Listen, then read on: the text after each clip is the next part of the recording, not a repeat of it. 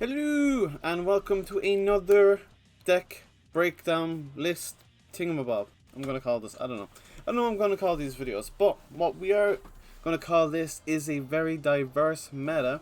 The top 16 Tennessee Regional breakdown has some insane decks, some insane results coming out of it. Because looking at that list, you don't see any King Piccolo, you don't see a lot of the decks we have become accustomed to see in top 16s. We do see some of the usual contenders, but it's a very diverse meta at the moment. Incredible results in Tennessee to see some of these returning favorites of mine, and some decks that I do not enjoy. So if I were to say that I'm really happy to see Agents of Destruction finishing 16th in place, which I'll show you later on in the video, the absolute crazy build that this man has made. It's sensational. I can't believe that the list he made actually, coming into top 16, because it is wild. But Hector, congratulations to him for piloting AOD and getting 16th place. And it's a fan favorite deck of mine because I've been playing it since it came out. I love the deck. Another deck I'm happy to see is Swap Broly. A lot of people might be controversial to say, but I do like the deck. The deck list was pretty standard for the Red Broly. I didn't see anything that you guys haven't seen already, aside from the fact that I went from Piccolo Junior Giant Force was the regular one. I went back to the Kale Unison that came out for the deck, so it's even kind of more standard than what the meta was playing a year ago. Then some decks that I don't like to see back is Invoker, who I believe won the event, so congratulations to Michael Carrick with that list, and we'll see his list a little later on in the video as well. I do not enjoy seeing Hatchia consistently top. I think everybody, aside from Hatch players, can agree with me. I would like to see that deck. Well, we all know kind of what's going to get hit on the deck, because it's the same thing that makes Gogeta Zeno constantly top, and I think most people, aside from Gogeta players, are just about done with seeing thwarting the Dark Empire SS3 Gogeta. Ever since Mythic Booster came out, it's accessible to everyone, and that's great. I love a meta or card game that allows even the most budget players to be able to play competitively. It's the fairest way of doing things, and thankfully Bandai's done an incredible job of keeping this game open and budget friendly players, and allowing players that aren't budget to be able to go off and play with a lot of different decks, and that's why we get a very diverse meta.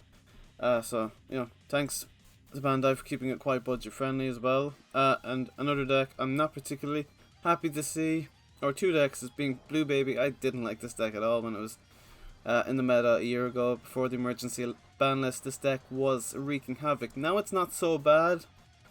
Obviously the erratas to the cards, I think it was Planet Tuffle, has made the deck have to play a completely different way, and it relies on the 4-drop dual attacker, I believe. It's a very different strategy now to what it was. Still a very heavy control strategy, don't get me wrong, but it's quite a bit different, and it's obviously not nearly as unfair as it once was. And Android 21, it is insane going 7 rounds and having to play perfectly. Like Android 21 is a strong deck.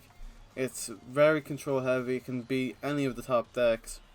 The reason it's not played so much, and I fully believe this, is because you have to bear so much in mind.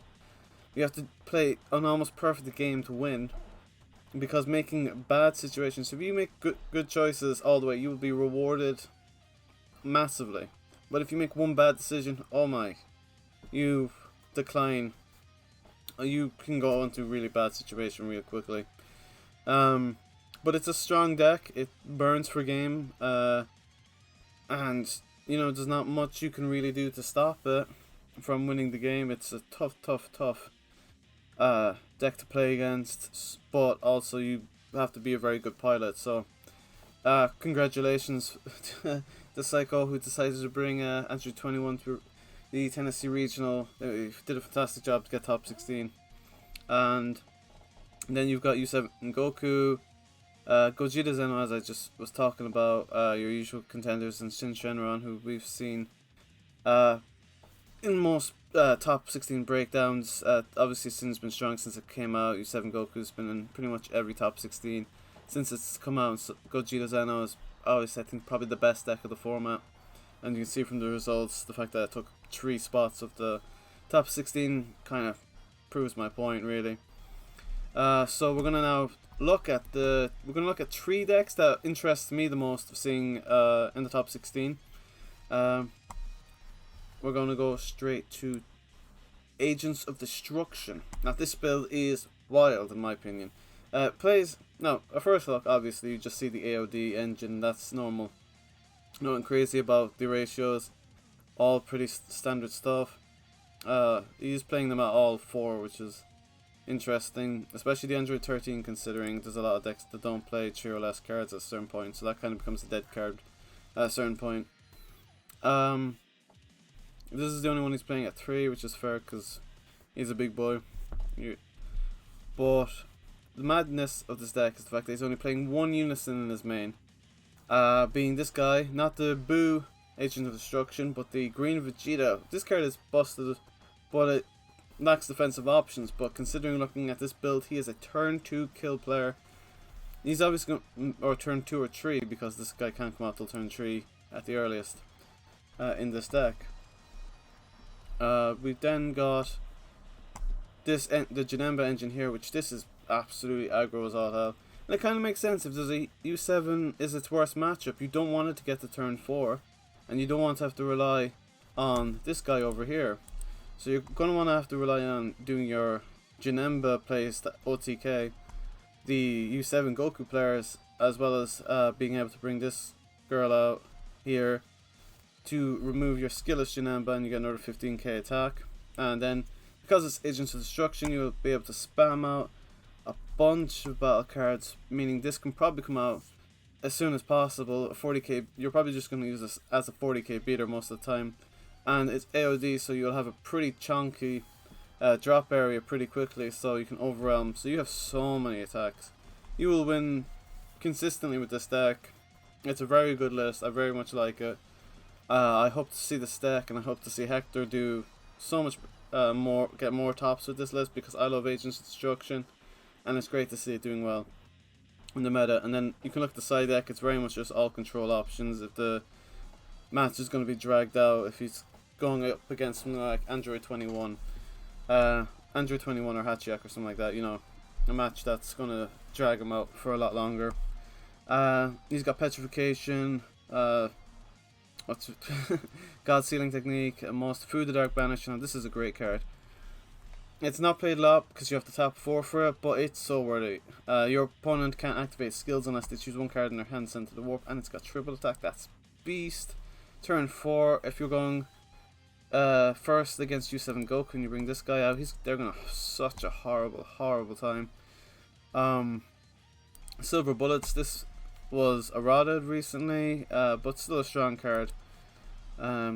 He's playing 1 more of this, and he's playing the more control heavy Unison, so he's probably siding out the Vegeta. I don't know, I haven't spoken to him, but you'd assume he's probably siding out the Vegeta Unison for this in games that he expects to go longer, but maybe not. Protect of the People obviously is a great card. And then Support of the Dark Empire, again a card I kind of feel like Black shouldn't have gotten, just because they have so many negate and play options. They have the Supreme Kai already, and so I just kind of feel like it's just 1 too many extra black cards, and that's why you see kind of Black probably being the best color again for the format. We're going to look at now, if we're going to look at top 16 since Shenron now. This deck, this leader has been in the meta for ever since it came out. It's never really been out of the meta. It's been a strong deck. I thought personally that this would be a format where this deck would strive, but we haven't seen it nearly as much as I expected anyway. But here's the list, and I find this list completely fascinating. I wouldn't be showing off a Sin Shenron list again if I didn't think that this list was so different from what we normally see. At first glance, again, as I said, you might just say, oh, it's just a bunch of Shenron cards. But we haven't seen this guy played, the Harbinger of Ruin, all that much. It's got Deflect, which is really good. And its effect is once per turn, choose one of your cards in rest mode, place it in your owner's drop area, choose up to one of your opponent's cards and switch it to rest mode. When this card is removed from your battle area by an opponent's skill, add up to 2 yellow battle cards with 1,000 or less from your drop area to your hand. Doesn't sound particularly special, but obviously he's getting great use out of it. But the fact that he's only playing 2 of this over a playset, a lot of people would have said this is the best card in the deck. It keeps the leader in rest mode, it's a blocker, and it sets you up for this absolute behemoth of a card that just keeps negating your opponent's skills. It's so hard to deal with, and it's got blocker and revenge, and it's 30k, so more than likely this boy is removing one of your battle cards every turn. He is so strong. But that's what I find complete. Like, the moment I saw that, the fact he's playing 2 of this and not 4 of this, that's just blows my mind. You might say the rest of it's kind of standard. Obviously, playing 4 of your Oceanus.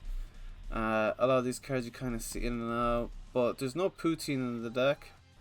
But then you get down here and you're seeing this Skill Steel Chile. I've not seen this really appear all that much. It's still a strong card. It's interesting they chose this because they're playing 3 Krillin Mums before comeback, and they're playing this as their 4th super combo, which is interesting. Basically, if your leader card is green, yellow, or a heroine card, when this card is using the combo from your hand, choose one. Choose up to one of your opponent's leader cards or unison cards and switch to rest mode. If it's your turn, choose up to one of your opponent's skillless battle cards and KO it. Which is really interesting choice.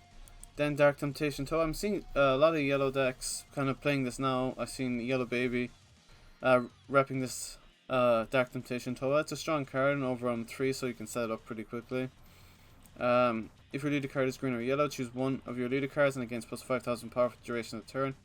And your opponent chooses one card in their hand, placed in the drop. So it's just strong to get a sometimes 20k or 15k hit on your leader and make them have to discard. It's, you know, almost pretty much free with the overrun.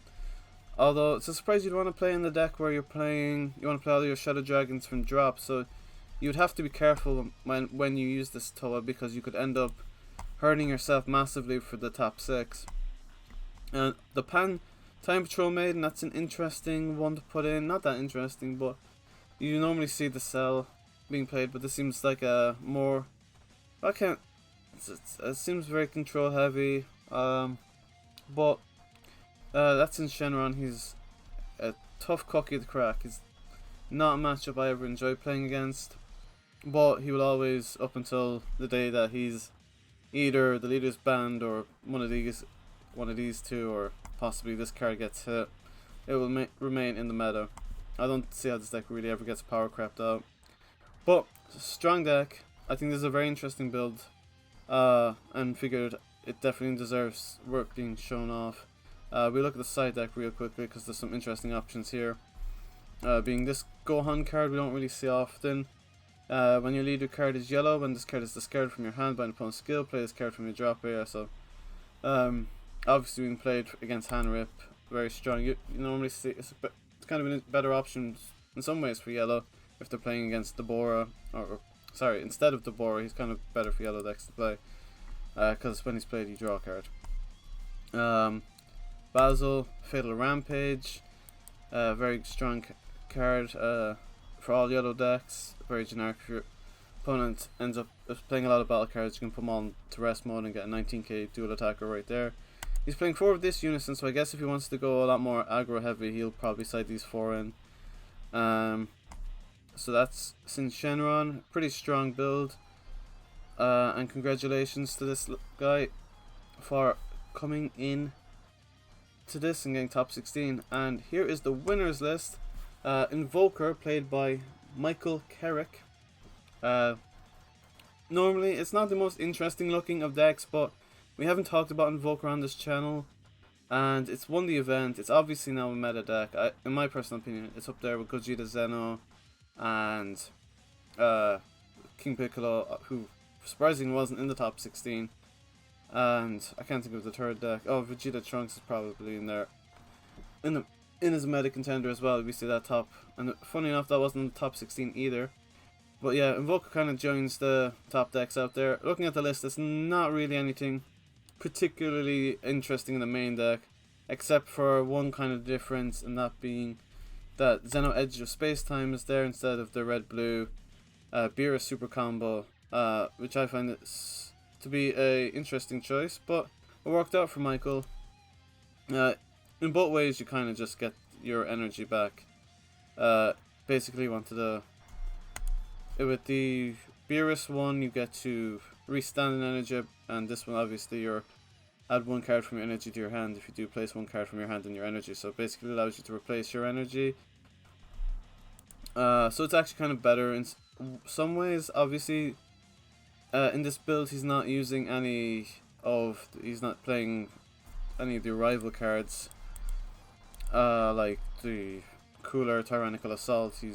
So he wouldn't necessarily need the red blue super combo. So if you're not doing any of the rivaling stuff that this deck can do,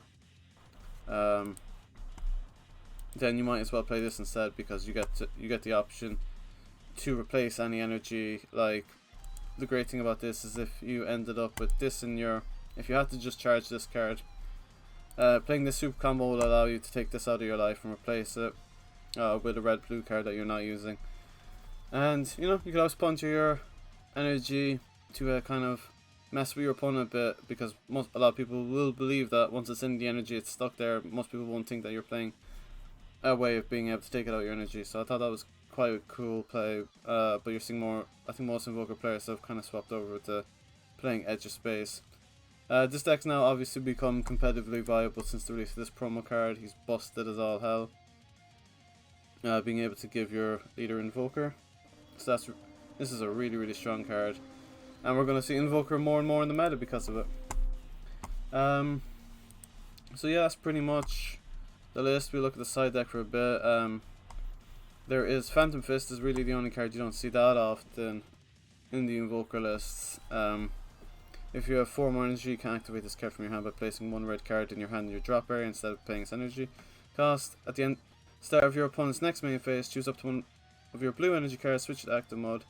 Then choose up to one of your opponent's battle cards and it gets minus 1500 power. So it's great for allowing you to be able to restand your energy, and basically really strong removal, and it's pretty much free. Dirty Burst, really strong card. This is what you're seeing this card more and more in side decks. Very strong counterplay. Play this card, draw one card, and you basically completely nullifies hand rips. So that's why he's playing that.